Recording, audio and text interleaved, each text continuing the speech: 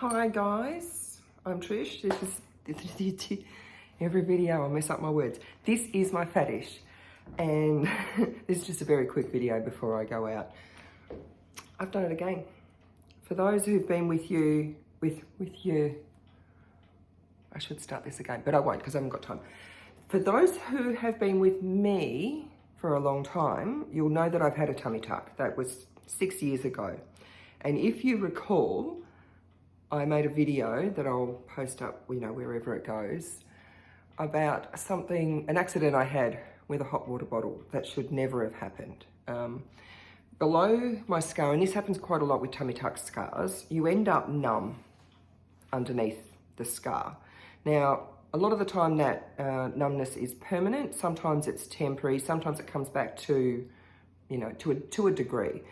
And a lot of that, I think, from memory, depends on your age. Now, I'm 55. I was 49 when I had my tummy tuck done. So that numbness has never gone away for me.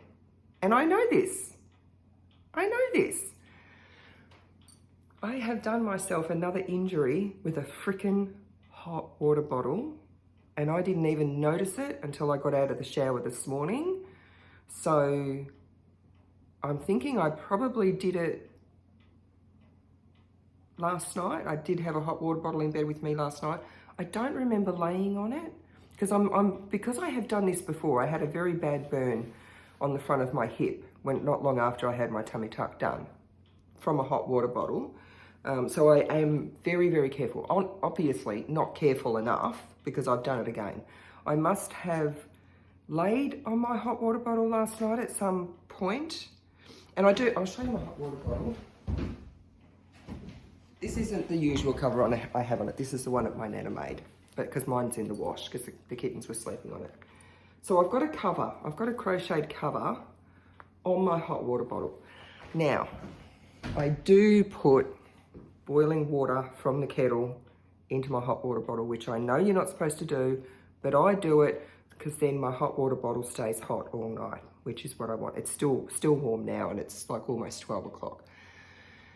So, yeah, and I didn't even notice it until I had my shower, and I got out of the shower because I've got a big mirror right in front of where I get dried, and I thought, oh, what's that? I'll show you what I've discovered this morning. Now, it does have a blister. It's very red. It's quite swollen. There is a blister. It's not nearly as bad as the first one I did, if you want to go and have a look at that video. But it is sort of, it's bad enough that I'm going to have to keep an eye on it. I'm not putting anything on it. I've worn a pair of undies today that cover it because I'm wearing jeans. So if that blister does pop today, it'll just get absorbed by my undies, maybe my jeans. But as you'll see, it's only a very small blister, so I'm not too worried about that.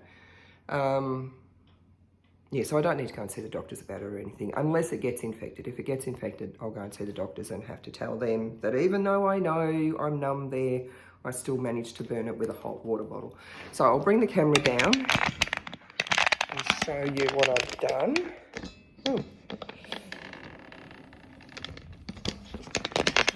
Okay. Might need to be a bit clear.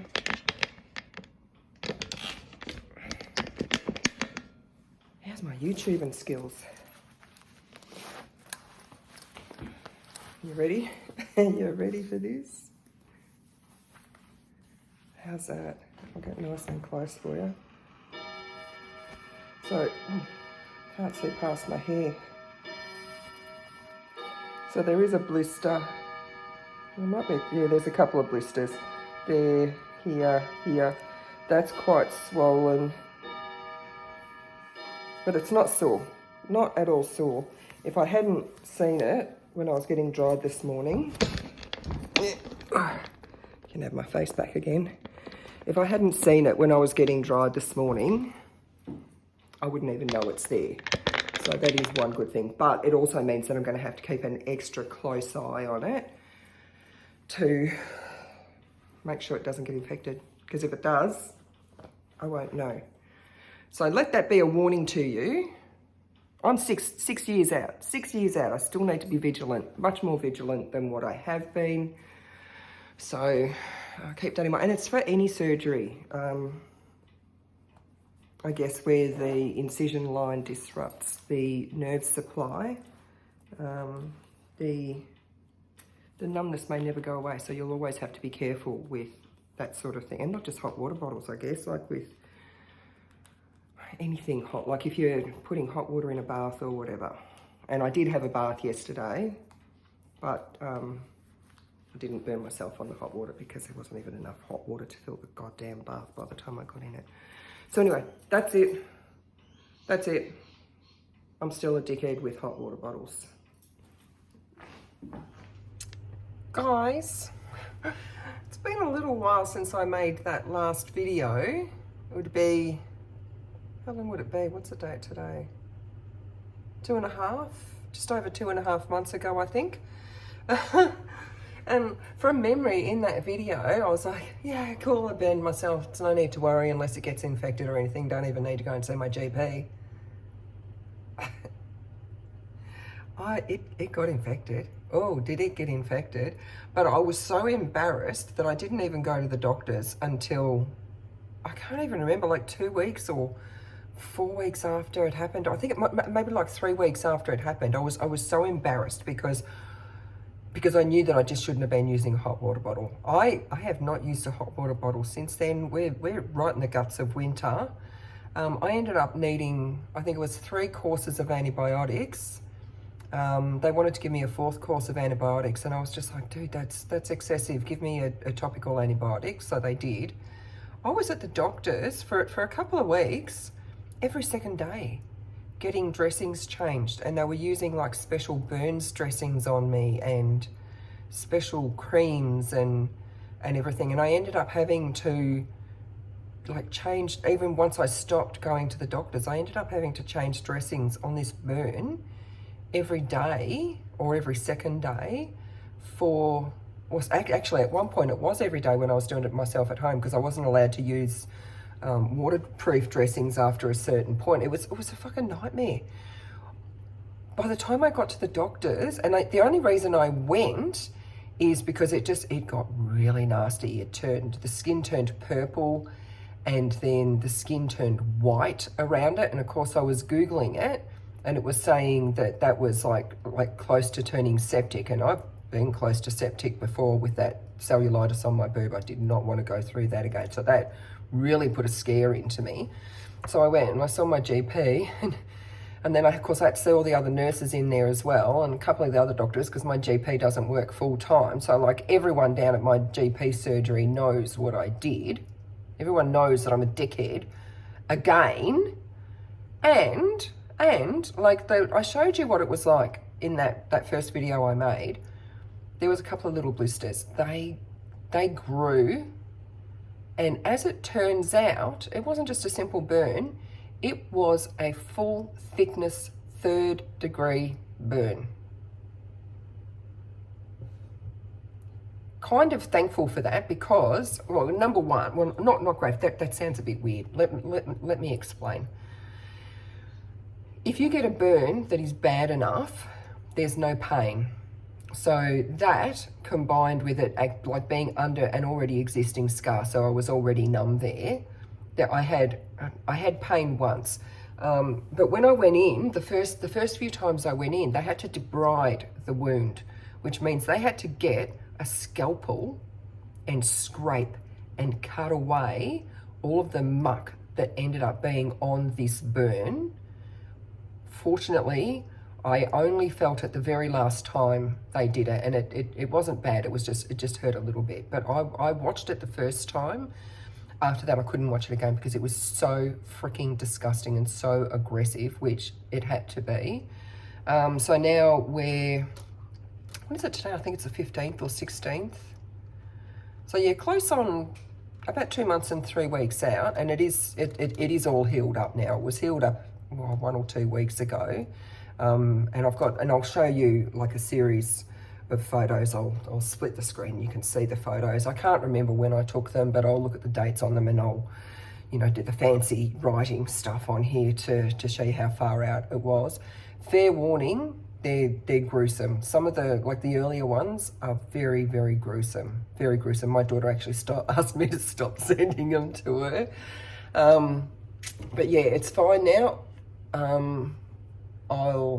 The most recent photo I took was 1 or 2 weeks ago, I think.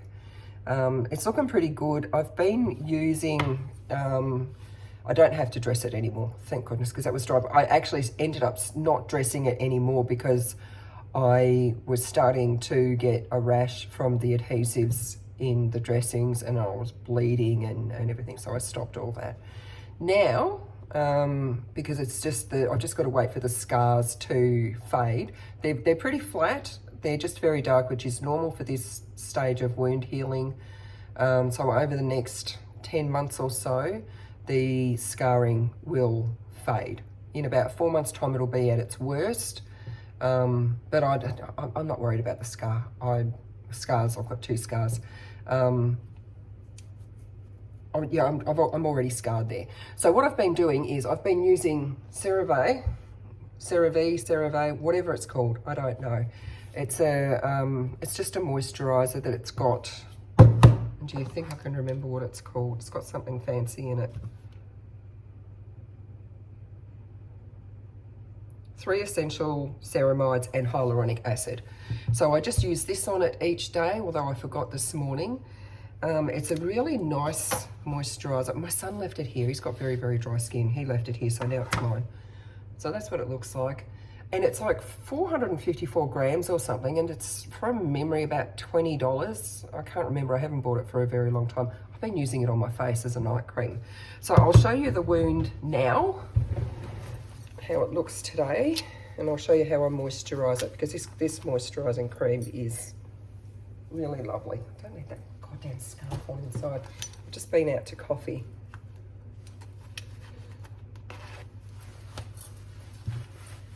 So I'll have to put my glasses on so I can make sure that it's actually in screen on my layers, because it's freezing cold.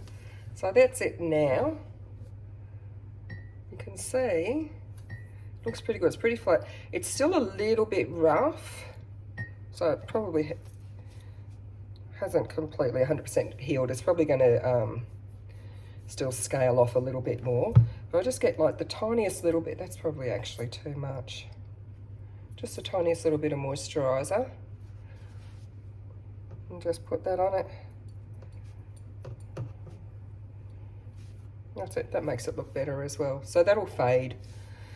It'll still always be visible because it is going to be quite a bad scar as far as scars go, but you know, I've got worse than that. I have worse scars than that, so I'm not too fussed. So that's it. I have not used my hot water bottle since. I doubt that I will ever use a hot water bottle again. I have absolutely, this time being the 3rd time, learned my lesson. And going into the GPs, they said this time of year, it is so common for people to come in with those burns, usually from hot water bottles rupturing. And I said, mine didn't rupture, I just rolled on it and fell asleep. Yeah. So anyway, there was no judgment for me there, but I'm sure they were all judging me. But when I left, but there was no open judgment to my face. So that's it. If you've got a hot water bottle, I'm telling you, throw it out. Throw it out. They are dangerous. They are really, honestly, dangerous. Get a wheat bag instead. Burn yourself on that instead.